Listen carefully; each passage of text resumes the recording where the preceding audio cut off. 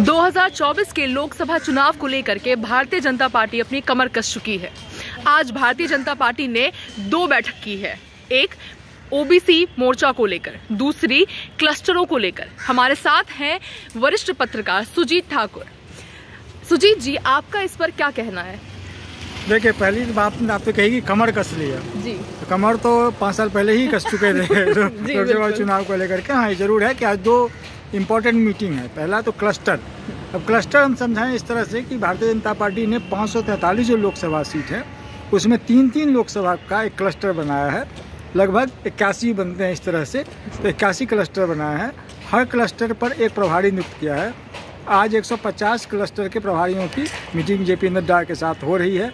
उसमें वो बताएंगे कि इस क्लस्टर पर भारतीय जनता पार्टी की अभी तक तैयारी क्या है, वहाँ पर वोट पड़ने की संभावना कितनी है, जीतने वाली कंडीशन में है, ग्रेड 2 की है, कठिन मुकाबला है या बहुत ही कठिन मुकाबला। इस तरह से क्लस्टर पर एक मीटिंग हो रही है। साथ ही दूसरी जो मीटिंग हो रही है वो ओबीसी मोर्चा वाली मीटिंग हो रही है। भारतीय जनता पार्टी ओबीसी वर्ग को साधने के लिए लंबे समय से कोशिश कर रही है और उत्तर प्रदेश में जो 2 लोकसभा चुनाव और 2 विधानसभा चुनाव में सफलता मिली, उसमें ओबीसी वर्ग में गैर यादव वोटर्स जो हैं, गैर यादव ओबीसी जो हैं, उनका एक बड़ा चंक भारतीय जनता पार्टी को मिला है। उसी को साधने की कोशिश कर रहे हैं। अभी विपक्षी पार्टियों ने जातीय जनगणना की बात की थी।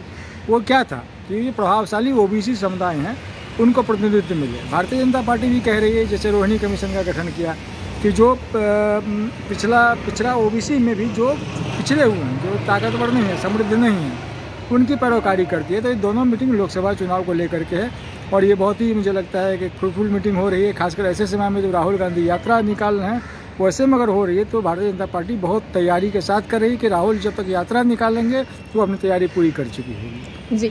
आज राजीव चंद्रशेखर ने भी प्रेस वक्ता की है और उसमें जो प्रेस कॉन्फ्रेंस किया है उसमें काफ़ी सारी बातें करी है। उसमें जो पॉइंटर्स उन्होंने कहा है उस पर आपको क्या कहना है?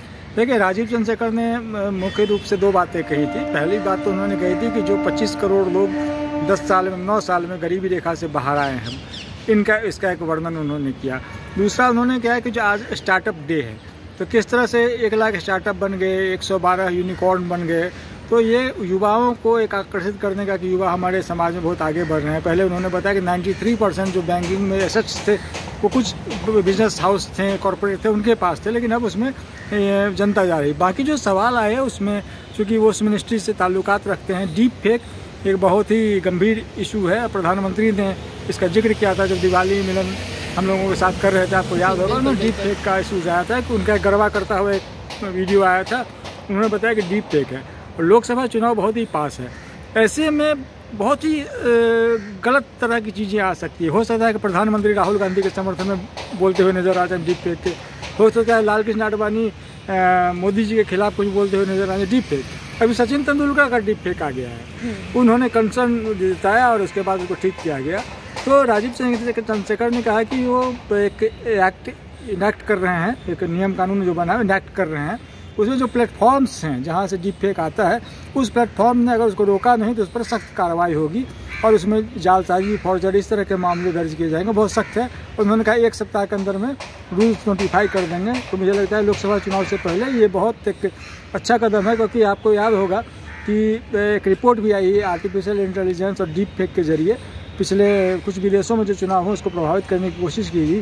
तो मेन अभी यही है कि लोकसभा चुनाव से पहले अगर डीप फेक पर कंट्रोल के लिए सरकार कुछ करती है तो अच्छा कदम है और होना भी चाहिए था। धन्यवाद सुजीत जी, हमारे साथ ये सब खबर साझा करने के लिए। Do share, like, comment and don't forget to subscribe. So that is what the new YouTube channel Aparajita. Stay tuned for more updates.